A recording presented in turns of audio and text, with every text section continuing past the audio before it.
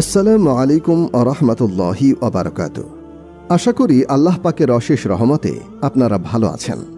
আজকে আপনাদের সাথে আলোচনা করব মৃত্যু সম্পর্কিত কবর পার্ট 3। চলুন দেরি না করে আলোচনার মূল বিষয়ে যাই। আপনি যদি আমাদের চ্যানেলে নতুন হয়ে থাকেন তাহলে সাবস্ক্রাইব করুন এবং পাশে থাকা বেল আইকনটি বাজিয়ে আপনার মূল্যবান মতামত কমেন্ট করে জানাতে পারেন।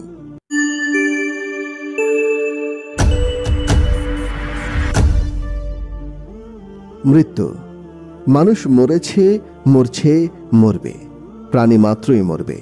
প্রাণের স্বাভাবিক ধর্মই হল টিকে থাকার জন্য নিরন্তর সংগ্রাম করা। সব প্রাণী মৃত্যুর মুখোমুখি হলে সব শক্তি এক করে রুখে দাঁড়ায়।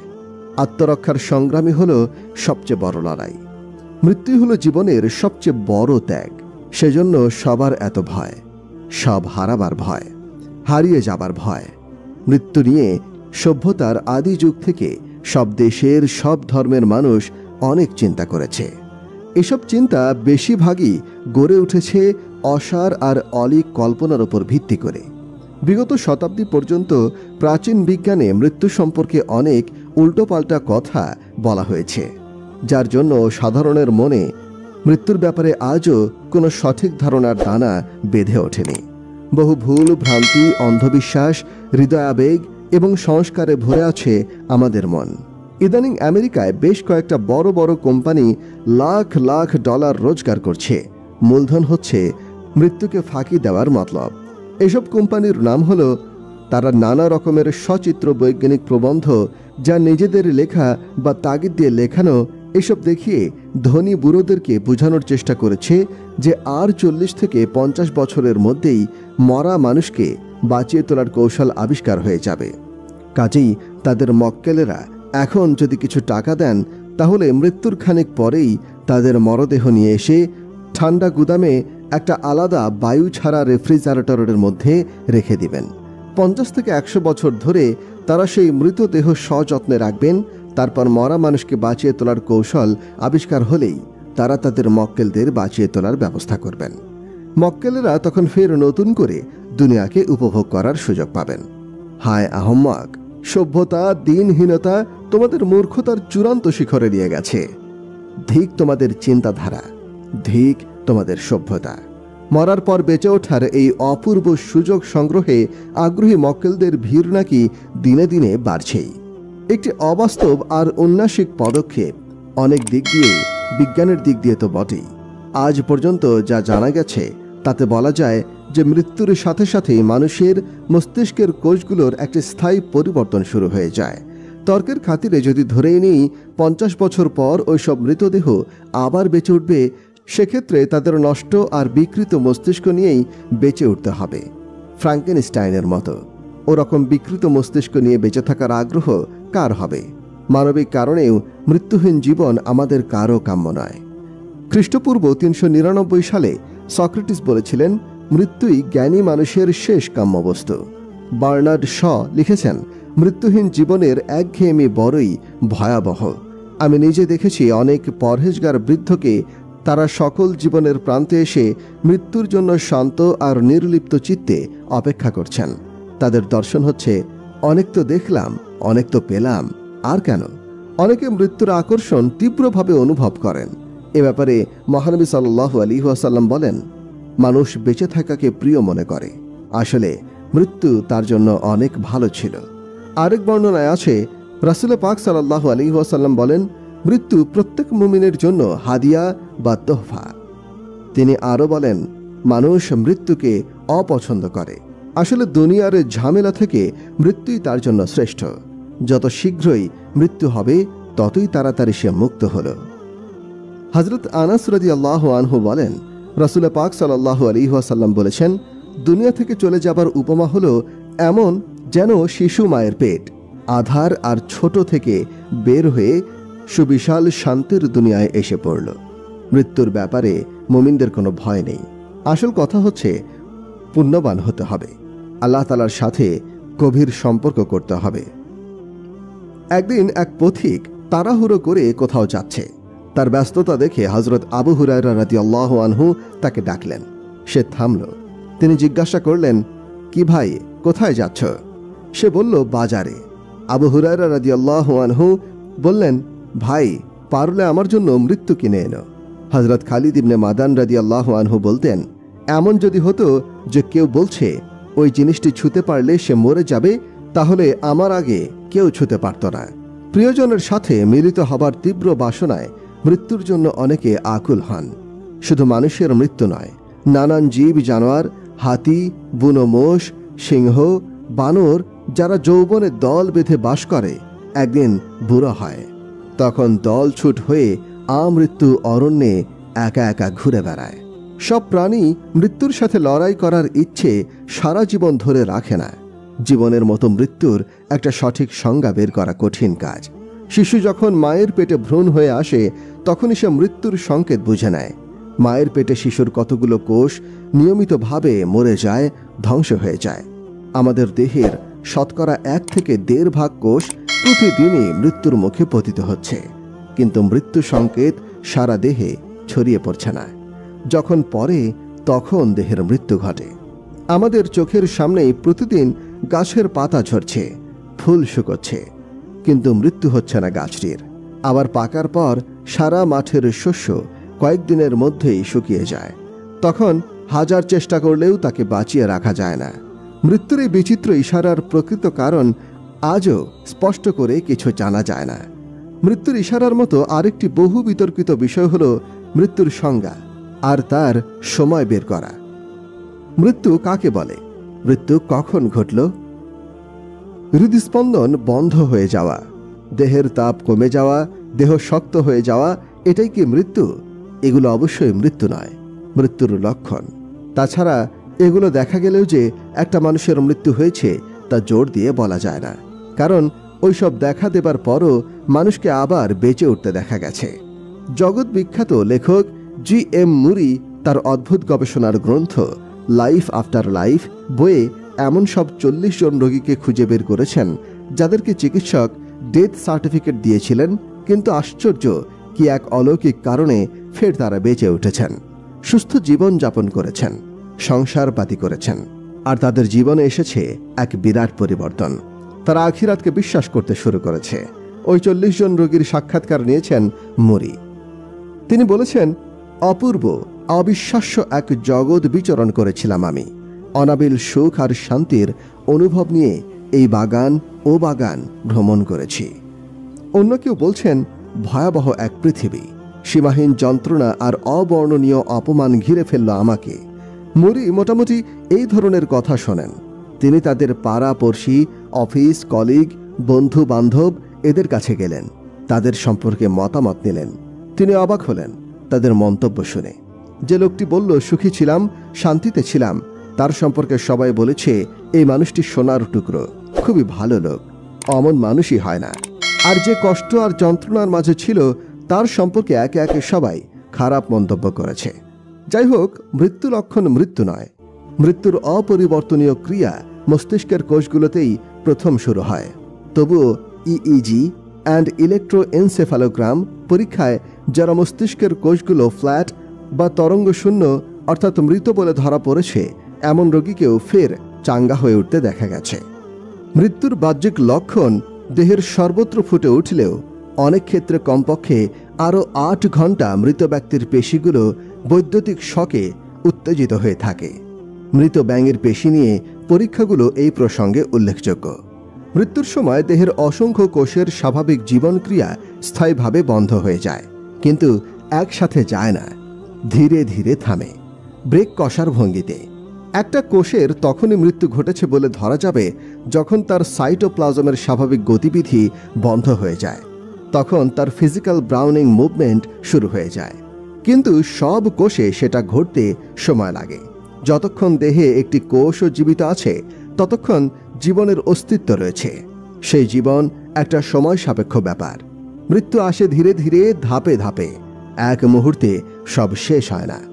একমাত্র বিস্ফোরণজনিত দুর্ঘটনায়, যেখানে নিমেষের মধ্যে সম্পূর্ণ দেহ ছিন্ন ভিন্ন হয়ে কিমার মতো হয়ে যায়, সেখানে ঘড়ি ধরে সঠিক মৃত্যুর সময়টা বলে দেয়া যায়। কাজেই সত্যি কি মৃত্যুর কোনো প্রয়োজনীয়তা আছে?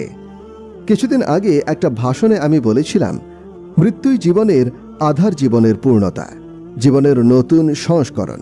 এক সাথী ভাই শুনে বলল, এটা দর্শনের কথা, বিজ্ঞানের বা যুক্তির নয়। আমি কিন্তু বিজ্ঞানের যুক্তি অনুসরণ করেই কথাটি বলেছিলাম।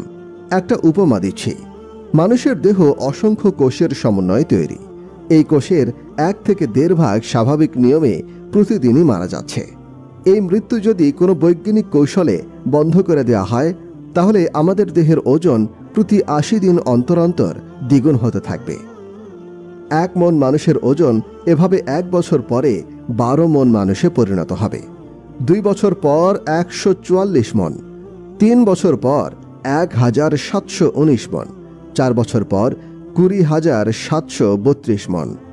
এমনি করে মানুষটির আয়ু যদি 70 বছর হয়, তাহলে শেষমেশ তার ওজন আর উচ্চতা দুনিয়ার সবচেয়ে উঁচু বাড়ি শিকাগো সিটির এম্পায়ার স্টেটকে ছাড়িয়ে যাবে। বুঝুন অবস্থাটা।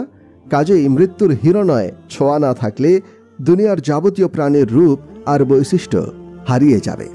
একটা মশা হবে তাল গাছের মতো, একটা হাতি হবে বড় পর্বতের মতো। অস্তিত্ব নিয়ে টিকে থাকাই মুশকিল হবে। এক অনাসৃষ্টির পৃথিবী দেহকোষের নিয়মিত মৃত্যু বন্ধ হয়ে গেলে দেহের ভয়ঙ্কর বিকৃতি ঘটবে।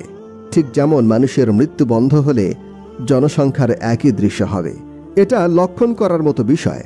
যে হারে আমাদের দেহকোষের মৃত্যু ঘটছে, ঠিক সেই হারেই প্রতি বছর পৃথিবীর জনসংখ্যা বাড়ছে। এই অবস্থা আরও কয়েক হাজার বছর চলতে থাকলে মানুষের মোট ওজন পৃথিবীর বর্তমান ওজনকে ছাড়িয়ে যাবে। একটা 1471 ফুট উঁচু আম্পায়ার স্টেট বিল্ডিংকে 10 ফুট বাই 10 ফুট ঘরের মধ্যে রাখার কল্পনা করা যায় না। ঠিক তেমনি ওই বিপুল মানবজাতির সংকুলান পৃথিবীর বুকে হবে না। মৃত্যু সুদক্ষ মালির মতো জীবনের অতিরিক্ত বার নিয়ন্ত্রণ করে। তার একটি নির্দিষ্ট রূপ, আকৃতি ও সংখ্যায় সামঞ্জস্য রক্ষা করে চলেছে। মৃত্যুর হাতে আমৃত পান করেই জীবন আজও টিকে আছে পৃথিবীতে। তারপর একটা প্রশ্ন থেকেই যায়, জীবনের অতিরিক্ত বৃদ্ধি হচ্ছে বলেই ধ্বংসের এই প্রয়োজনীয়তা। জীবনের বৃদ্ধিকে যদি বন্ধ করতে পারি, তাহলে মৃত্যুকে ফাঁকি দিয়েও তো আমরা অমরত্ব লাভ করতে পারব। কিন্তু সব জীবন যদি একটা স্থির বিন্দুতে এসে অনন্তকাল ধরে চিরতারুণ্য উপভোগ করতে থাকে, তাহলে মহান, মহামহিম, পরাক্রান্ত আল্লাহ তাআলার সৃষ্টির উদ্দেশ্য নষ্ট হয়ে যাবে। থেকে যাবে ভাঙা গড়ার খেলা। অজস্র জন্ম আর অজস্র মৃত্যুর মাঝ দিয়েই জীবনে ক্রমবিকাশের স্রোত বয়ে চলেছে অপ্রতিহত গতিতে। মৃত্যু ছিল বলে মৃত্যু আছে, তাই নতুন রূপে উত্তরণ ঘটেছে জীবনের। ক্রমবিকাশের স্রোত যদি বন্ধ হয়ে যায়, জীবন সংস্কারের সম্ভাবনাও মুছে যাবে, বিনষ্ট হয়ে যাবে। জীবনের মূল বৈশিষ্ট্য এটা কখনো কাম্য হতে পারে না জীবনের।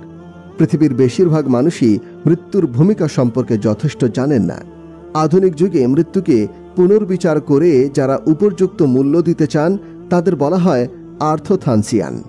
লাইফ সায়েন্স বা জীবন বিজ্ঞান চর্চার অন্যতম প্রধান বিষয় হওয়া উচিত মৃত্যু। জীবনের পটভূমিতে মৃত্যুর এই মহান ভূমিকা যাচাই করে দেখা।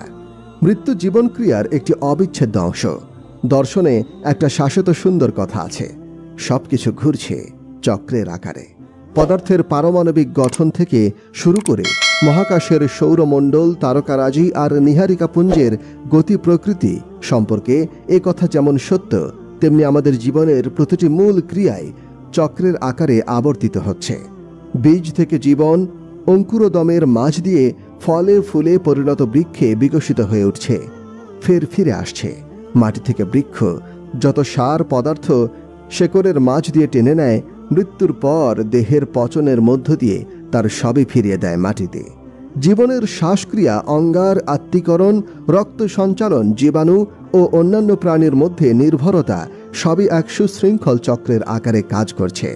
তাছাড়া পৃথিবীর জল, অক্সিজেন, নাইট্রোজেন, অঙ্গার, বাষ্প, যাবতীয় খনিজ দ্রব্য সবই চক্রাকারে আবর্তিত হচ্ছে বারবার।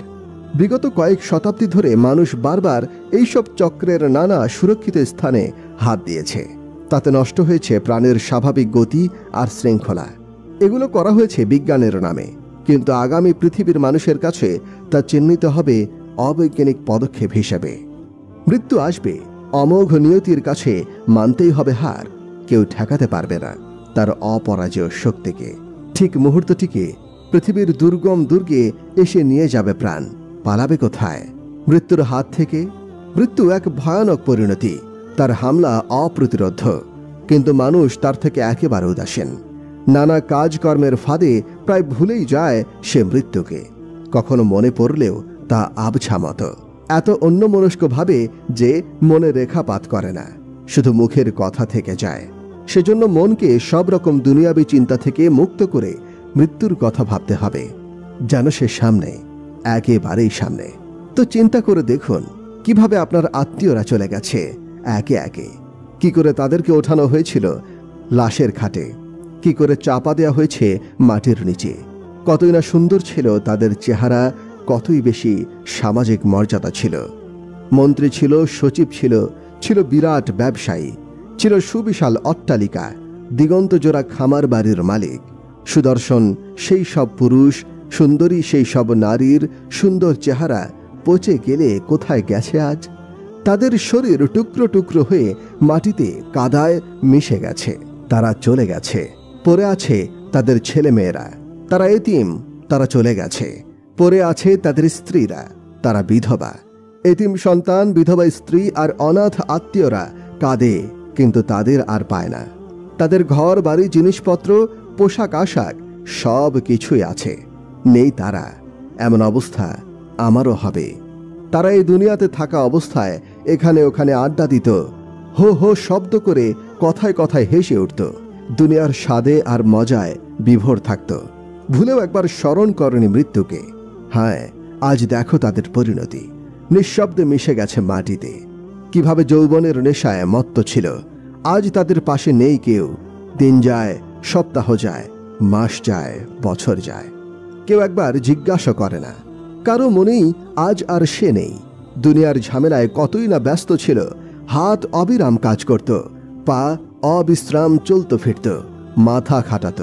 কিভাবে ব্যবসা হবে, কি করে উন্নতি হবে, কেমন করে মর্যাদাবান হবে, বুদ্ধি বের করত। আসত টাকা, অঢেল সম্পদ। মন বলতো তোর বুদ্ধিতেই তো এত উন্নতি। হ্যাঁ, আজ হাত বাহু থেকে আলাদা, পা বিচ্ছিন্নভাবে পড়ে আছে, জিভ খেয়ে ফেলেছে পোকা। সুন্দর ঠোঁট, দাঁত মেলে খিলখিল করে হাসত সে দাঁত আজ আলাদা হয়ে পড়ে আছে এদিকে সেদিকে। কত ধরনের চিন্তা করত নিজের বর্তমান সময়ের জন্য, ভবিষ্যতের জন্য, ছেলেপুলেদের বর্তমানের জন্য, ভবিষ্যতের সুখ শান্তি আরাম আয়েশের জন্য। বাড়ি করতে হবে, গাড়ি কিনতে হবে, হাজার বছরের সুখ শান্তির বিলাসিতার চিন্তা এক মাথায় খেলে যেত। কিন্তু সে জানত না আগামীকাল তার মৃত্যু দিবস। আসমানে ফেরেশতাদের কাছে সারা বছরের কাজের বিবরণ দেয়া হয়, তা শবে বরাত বা শবে কদর দু রাতেই হতে পারে। কে জন্ম নেবে, কে কতটুকু রুজি পাবে, কে কতটুকু মর্যাদা পাবে, হজ করবে কে মরবে, সব ওই রাতেই লেখা হয়ে যায়। একজন বিয়ে করছে অমুক তারিখে, আসমানে লেখা হয়েছে 2 দিন পর তার মৃত্যু দিবস। খেলাধুলোয় ব্যস্ত যুবক বিকেলে, রাতে তার মৃত্যুক্ষণ ঠিক হয়ে গেছে। একটা দুর্ঘটনা ঘটল করাচিতে, বাস অ্যাক্সিডেন্ট, 4 জন মারা গেল, বেশ কজন আহত হলো। আল্লাহর রাস্তায় বের হওয়া একটি জামাত ছিল ওই সফরে। এক তরুণ বলল, হ্যাঁ, আমি যদি মরতাম শহীদি মর্যাদা পেতাম। সে কিন্তু মোটেও আহত হয়নি, কিন্তু আল্লাহ তাআলা জাল্লা জালালুহুর কি শান, হঠাৎ তার দম আটকে এলো, মুখ ভরে বমি হলো রক্তের, নাক দিয়েও বেরিয়ে এলো রক্ত। কথাটা বলার 3 ঘন্টা পর সে মারা গেল। ডাক্তার বললেন, এমন আশ্চর্য ঘটনা আর দেখিনি। আল্লাহর রাস্তায় নবীদের মতো দোয়া কবুল হয়। সে শহীদি মৃত্যু চেয়েছিল, আল্লাহ তাআলা তা দান করলেন। আম্মাজান আয়েশা সিদ্দিকা রাদিয়াল্লাহু আনহা বলেন, শাবান মাসে হুজুরে পাক সাল্লাল্লাহু আলাইহি ওয়াসাল্লাম বেশি বেশি রোজা রাখতেন। আমি তাকে এর কারণ জিজ্ঞাসা করলাম। তিনি সাল্লাল্লাহু আলাইহি ওয়াসাল্লাম বললেন, এই মাসে মৃতদের তালিকা তৈরি করা হয়।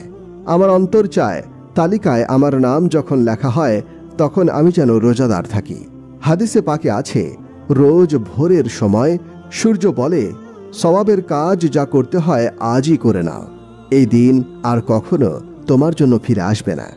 একজন মালাইকা আসমান থেকে ঘোষণা করে বলে যে, হে নেক কাজের মানুষ, শোনো সুসংবাদ, এগিয়ে যাও, আরেকজন মালাইকা বলে, হে পাপাচারীরা, থামো, ধ্বংসের জিনিস আর জমা করো না। অন্য দুজন ফেরেশতার একজন বলে, হে প্রতিপালক, যারা ধন সম্পদ তোমার পথে খরচ করে তাদেরকে প্রতিদান দাও। অন্য একজন বলে, যারা মাল আল্লাহর পথে খরচ না করে তাদের ধন সম্পদ নষ্ট করে দাও। আতা বিন ইয়াসির রাহিমাহুল্লাহ বলেন, সাবারের মাঝখানে আজরাইল আলাইহিস সালামকে 1 বছরের মাঝে যারা মারা যাবে তাদের তালিকা দেয়া হয়। সেখানে এমন লোক রয়েছেন যিনি বিয়ে করেছেন মাত্র, কিংবা সুদৃশ্য অট্টালিকা তৈরি করা শুরু করেছিলেন সবে। সব ফেলে চলে যেতে হয়েছে তাকে। যদি সারা জীবন কারো কেউ বিপদ আপদ, দুঃখ কষ্ট, অপমান, লাঞ্ছনা, দুশ্চিন্তা আর যন্ত্রণায় একবারও না পড়ে, তবু মৃত্যুর সময় আজরাইল আলাইহিস সালামকে দেখলেই সব সুখ আর আনন্দ মুছে যাবে। মৃত্যুচিন্তা মানুষের সব অলসতা আর সুখ শান্তিকে দূর করে দেয়। মৃত্যু এত বড় মারাত্মক সমস্যা যে তার তৈরির জন্য সারাক্ষণ ব্যস্ত থাকা উচিত মানুষের। কোনো মানুষকে কথা বলে দেয়া হয় না যে তুমি ওই বছর অমুক দিনে ওই ক্ষণে মরবে। তাহলে সে সেই নির্দিষ্ট দিনের 1 বছর আগে তওবা করে নেবে, হজ করবে, তাবলিগে 3 চিল্লার 4 মাস লাগাবে, দাড়ি রাখবে, টুপি চড়াবে মাথায়, গোঁফ ছোট করবে, গায়ে দেবে আজানুলম্বিত জুব্বা, মাথায় বিশাল পাগড়ি। হুজুর পাক সাল্লাল্লাহু আলাইহি ওয়াসাল্লামের প্রতিটি আদর্শ খুঁজবে, জানবে, মানবে। খাওয়া দাওয়া হবে দস্তরখানায় বসে, আদর্শের যে কোনো একটা। 2 হাঁটু মুড়ে আত্তাহিয়াতু ভঙ্গিমায় 1 হাঁটু মুড়ে শোয়া হবে নবীজির আদর্শ, অজুর সাথে, ঘুমের দোয়া পড়ে, বিছানা 3 বার ঝেড়ে, ডান দিকে কাত হয়ে কোরআনে পাক তিলাওয়াত করতে করতে। এভাবে আল্লাহ তাআলার দেয়া যাবতীয় হুকুম, প্রতিটি হুকুম খুঁটিয়ে পালন করবে। নবী করিম সাল্লাল্লাহু আলাইহি ওয়াসাল্লামের প্রতিটি আদর্শ মানবে। এমন সময় সে নির্দিষ্ট দিন, নির্দিষ্ট ক্ষণ এসে উপস্থিত হবে। মৃত্যুদূত হাজির, ইমানের কালেমা পড়তে পড়তে বিদায়। কিন্তু না ভাই, এমন তো কোনো সুযোগ নেই।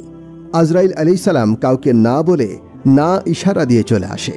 তখন হয়তো সে বাস যাত্রী, হয়তো কোনো নভেল নাটক পড়ায় নিমগ্ন, হয়তো শরাবের বোতল নিয়ে বসে আছে সে, কিংবা কোনো হাউজির আড্ডায়, বা কোনো খুনের পরিকল্পনা করছে, অপরের জমি দখলের কূট ষড়যন্ত্রে ব্যস্ত, সিনেমা হলের আধারে তাসের আড্ডায়, গাজার আসরে, নেশা পানিতে লিপ্ত, বাজে মেয়েদের সাথে, রাজ সিংহাসনে বসে বিদেশি কূটনৈতিকদের সাথে আলোচনায়।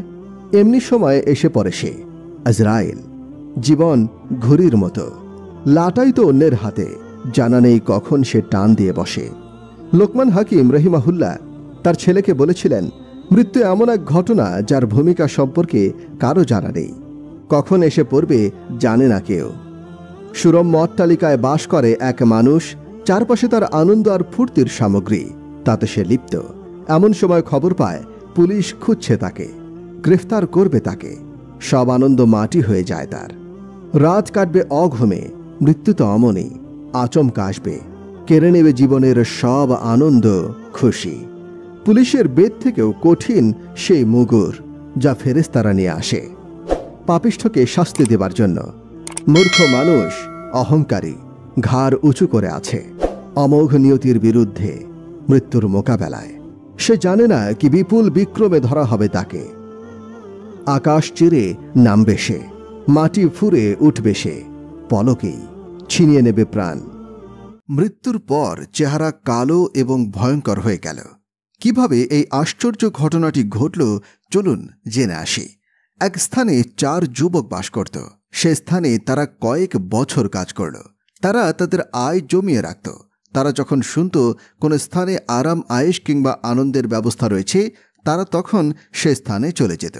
প্রতিদিনের মতো তারা একসাথে বসে গল্পগুজব করছিল।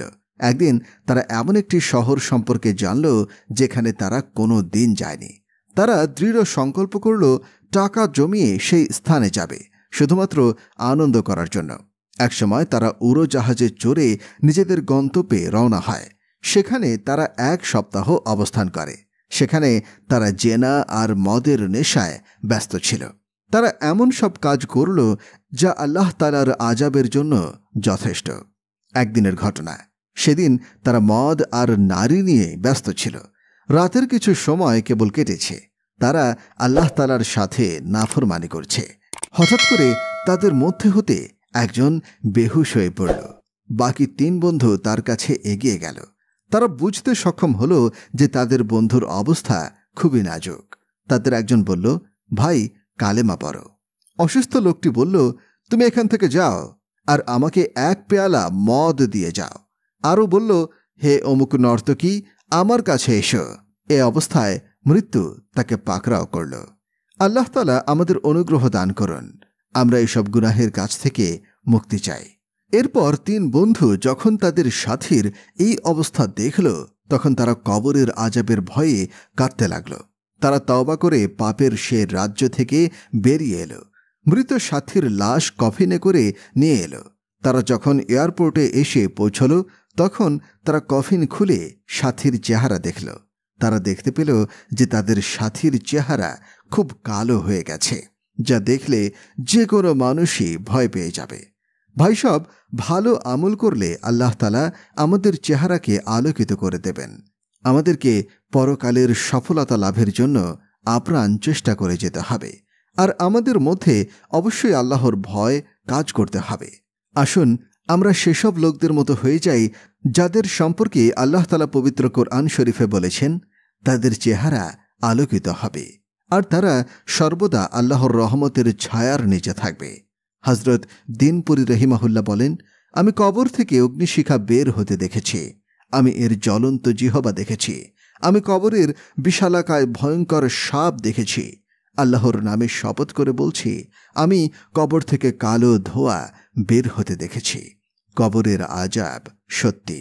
রাসূল করিম সাল্লাল্লাহু আলাইহি ওয়াসাল্লাম 1 আঙুলের উপরে আরেক আঙুল রেখে বলেছিলেন, আমি মুহাম্মদ সাল্লাল্লাহু আলাইহি ওয়াসাল্লাম যেভাবে 1 আঙুলের উপরে আরেক আঙুল রেখেছি, তেমনিভাবে পাপিষ্ঠ ব্যক্তির ওপরে কবরের আযাব একের পর এক আছড়ে পড়বে। হে ভাইরা, একটু চিন্তা করুন, আমরাও মাটির নিচে যাব। এই যে সম্পদ, যার জন্য আমরা অবৈধ পদ্ধতি অবলম্বন করছি, একদিন এর জন্য কবর আগুনে পরিপূর্ণ হয়ে যাবে। মৃত্যুর পর আমাদের এই সম্পদ কোনো কাজে আসবে না। আত্মীয় স্বজন যারা আছে সবাই তা ভাগ করে নিয়ে যাবে। সত্যিকার অর্থে আমাদের আসল সম্পদ হচ্ছে আমাদের নেক আমল। মৃত্যুর কষ্ট যে কি তা আপনাদের অনুভূতিতে নেই। রাসূল করিম সাল্লাল্লাহু আলাইহি ওয়াসাল্লাম ইরশাদ করেন, মৃত্যু যন্ত্রণা মৃত ব্যক্তির কাছে এমন মনে হয় যেন শরীরে 300 তরবারি দ্বারা একযোগে আঘাত করা হচ্ছে। শরীর থেকে যখন রূহ বের করা হয়, তখন মৃত্যুর যন্ত্রণা 300 তরবারির আঘাতের চাইতেও বেশি মনে হয়। হযরত আইনি বলেন, আমি এক মৃত লোককে আল্লাহর অনুগ্রহে জীবিত হতে দেখেছি। তাকে জিজ্ঞাসা করলাম, মৃত্যুর সময় তোমার অনুভূতি কি ছিল? জবাবে সে বলল, আমি আজ থেকে 50 বছর পূর্বে মৃত্যুবরণ করেছিলাম। আমি এখনো মৃত্যুর যন্ত্রণা অনুভব করি। আইনি বলেন, আমি একটি কথা জানতে পেরেছি যে মৃত্যুর কষ্ট কিয়ামত পর্যন্ত বলবৎ থাকবে। হযরত সাদ্দাত ইবনে আউস রাহিমাহুল্লাহ বলেন, মৃত্যুর যন্ত্রণা দুনিয়া ও আখিরাতের সকল কষ্ট থেকে কঠিন। করাত দিয়ে জীবন্ত শরীরকে কাটলে যে কষ্ট হয়, মৃত্যুর যন্ত্রণা এর চেয়েও বেশি কঠিন। কিংবা কেচি দ্বারা শরীরকে কাটলে যে কষ্ট হয়, মৃত্যুর যন্ত্রণা এর চেয়েও বেশি কঠিন। গরম পাতিলে জীবন্ত মানুষকে সিদ্ধ করলেই যে কষ্ট হয়, মৃত্যুর যন্ত্রণা এর চেয়েও বেশি কঠিন। যদি মৃত ব্যক্তি কবর থেকে উঠে এসে মৃত্যুর যন্ত্রণা বর্ণনা করত, তাহলে পৃথিবীর সকল মানুষ আল্লাহর প্রেমে পাগল হয়ে যেত। মানুষের চোখে ঘুম আসত না, মৃত্যুর চিন্তায় বিভোর হয়ে পড়ত। আল্লাহর নবী মুসা আলাইহিস সালাম ইন্তেকাল করেন।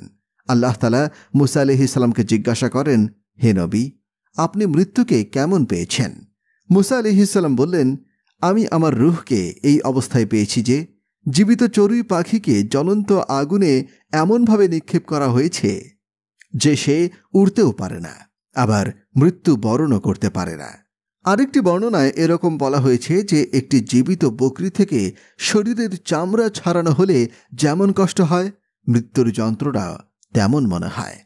হযরত উমর রাদিয়াল্লাহু আনহু কাবকে জিজ্ঞাসা করলেন, মৃত্যুর সময়ের কঠিন অবস্থা বর্ণনা করো। হযরত কাব বললেন, কণ্টকযুক্ত একটি ডাল মানুষের শরীরে ঢুকিয়ে তা আবার বের করে নিলে যে কষ্ট হয়, মৃত্যুর যন্ত্রণা ঠিক এই রকম। এখানে এইসব আলোচনা সংক্ষেপে বর্ণনা করা হয়েছে।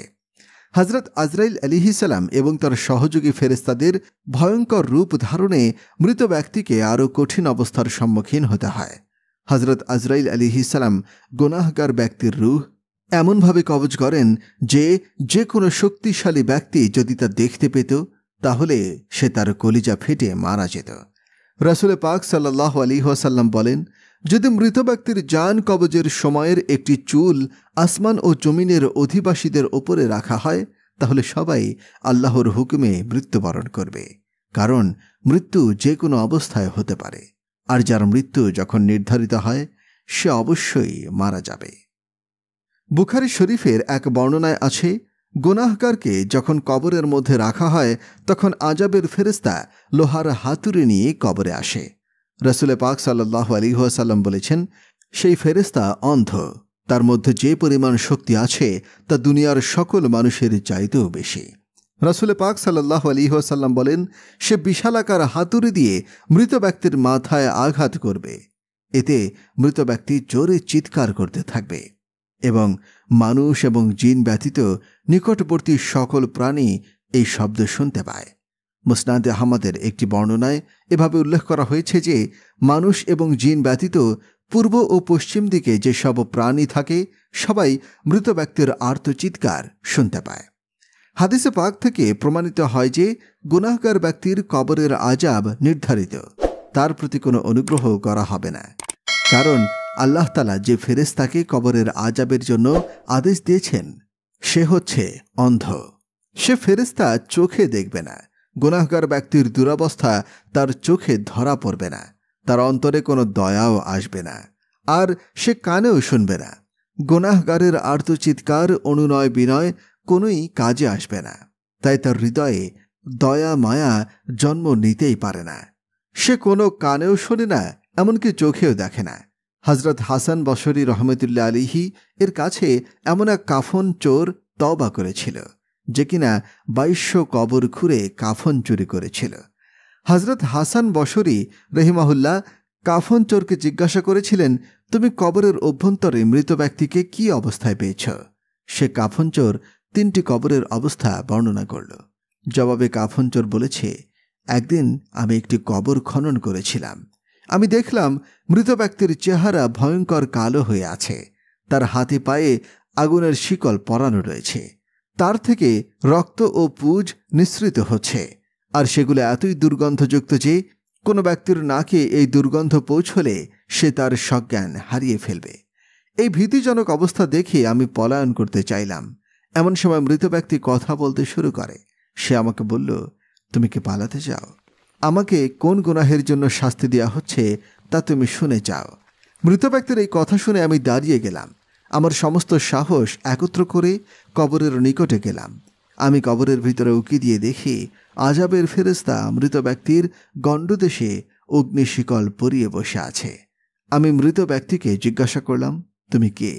সে জবাব দিল, আমি অমুকের ছেলে অমুক, কিন্তু হায়, আমি মদ্যপান আর জেনায় লিপ্ত ছিলাম, আর এই অবস্থায় আমি মৃত্যুবরণ করি। এখন আমি আমার কৃতকর্মের ফল ভোগ করছি। ঘটনা 2। এরপর সেই কাফন চোর দ্বিতীয় ঘটনা বর্ণনা করল। আরেকবার আমি এক কাফন চুরি করার জন্য একটি কবর খনন করেছিলাম। আমি কবর খনন করে দেখি মৃত ব্যক্তির চেহারা খুবই কালো এবং কুৎসিত ধরনের। মৃত ব্যক্তিটি কথা বলতে শুরু করল। সে দাঁড়িয়ে গেল। তার চারদিকে জাহান্নামের আগুন দাউ দাউ করে জ্বলছে। ফেরেশতারা তার গণ্ডদেশে আগুনের শিকল পরিয়ে রেখেছে। মৃত ব্যক্তি আমাকে দেখে বলল, ভাই, আমি খুবই তৃষ্ণার্ত, আমাকে একটু পানি দাও। ফেরেশতারা ধমক দিয়ে বললেন, সাবধান, এই বেনামাজি লোকটিকে পানি দেবে না। এরপর আমি সাহস করে মৃত ব্যক্তিটিকে জিজ্ঞাসা করি, তুমি কে? সে জবাব দিল, আমি মুসলিম ছিলাম, কিন্তু হায়, আমি আমার আল্লাহ তাআলার সাথে নাফরমানি করেছি। আমার মতো আরো বহু লোক এই আযাবের সম্মুখীন হয়েছে। ঘটনা 3। কাফনচোর তার সাথে ঘটা তৃতীয় ঘটনাটি বর্ণনা করল। একদিন আমি একটি কবর খনন করি। কবরটি ছিল অনেক প্রশস্ত। আমি এর অভ্যন্তরে এমন একটি সুন্দর বাগিচা দেখি যা আমি ইতিপূর্বে আর কখনো দেখিনি। বাগবাগিচার মধ্য দিয়ে ঝর্ণা প্লাবিত। আমি সেই বাগানে এক অপূর্ব সুদর্শন যুবককে দেখতে পেলাম। আমি তাকে জিজ্ঞাসা করলাম, তুমি কোন আমলের বিনিময়ে এই পুরস্কার লাভ করেছ? জবাবে সে বলল, আমি এক মাহফিলে শুনেছিলাম যে ব্যক্তি গুনাহ থেকে বেঁচে থাকবে আল্লাহ তাআলা তার কবরকে জান্নাতের ফুল বাগিচা বানিয়ে দেবেন। এরপর থেকে আমি সকল প্রকার গুনাহের কাজ ছেড়ে দিয়েছি। আমি যে সব নেক আমল করছি এর বিনিময়ে আল্লাহ তাআলা আমাকে পুরস্কৃত করবেন। এজন্য কবি বলেছিলেন, এই পুরস্কার কেবল তার জন্য যে গুনাহ থেকে নিজেকে বাঁচিয়ে রাখে আর সে নিজের জীবনকে আল্লাহ তাআলার পথে উৎসর্গ করে দিল। হযরত আবু বকর রাদিয়াল্লাহু আনহু এর খেলাফতকালে এক ব্যক্তি মারা গেল। যখন তাকে জানাজা দেওয়ার জন্য সবাই তৈরি হয়ে গেল, তখন কেউ একজন দেখল যে তার কাফন খোলা হলো। কেউ একজন দেখল যে তার কাফনের ভিতর কি যেন নড়াচড়া করছে। তার কাফন খোলা হলো। দেখা গেল এক বিষাক্ত সাপ কুণ্ডলি পাকিয়ে বসে আছে আর লোকটির কপালে ছোবল মারছে। লোকজন সাপটিকে মারতে উদ্ধত হল। তখন সাপটি কালিমা পড়ে বলল, হে লোক সকল, তোমরা কেন আমাকে মারতে চাও? আমি এখানে আমার ইচ্ছায় আসিনি। মহান আল্লাহ তাআলা আমাকে নির্দেশ প্রদান করেছেন। আমি কিয়ামত পর্যন্ত তাকে দংশন করতে থাকব। লোকজন জানতে চাইল তার অপরাধ কে ছিল যার জন্য তাকে এই আযাব দেওয়া হচ্ছে। সাপ তখন আল্লাহর নির্দেশে বলল, হে লোক সকল, তার 3টি অপরাধ ছিল। 1, সে আজান শুনত অথচ মসজিদে যেত না। 2, সে জাকাত দিত না। 3, সে আলিম ওলামাদের কথা শুনত না। আল্লাহ পাক তার এই পয়গম্বরের উপরে অসংখ্য রহমত বর্ষণ করুন এবং তার জান্নাতের মর্তাবা আরও অনেক উঁচু করুন। আমিন। আজকে এই পর্যন্তই। পরবর্তী ভিডিও দেখার জন্য অনুরোধ রইল। ধন্যবাদ। আপনি যদি আমাদের চ্যানেলে নতুন হয়ে থাকেন তাহলে সাবস্ক্রাইব করুন এবং পাশে থাকা বেল আইকনটি বাজিয়ে আপনার মূল্যবান মতামত কমেন্ট করে জানাতে পারেন।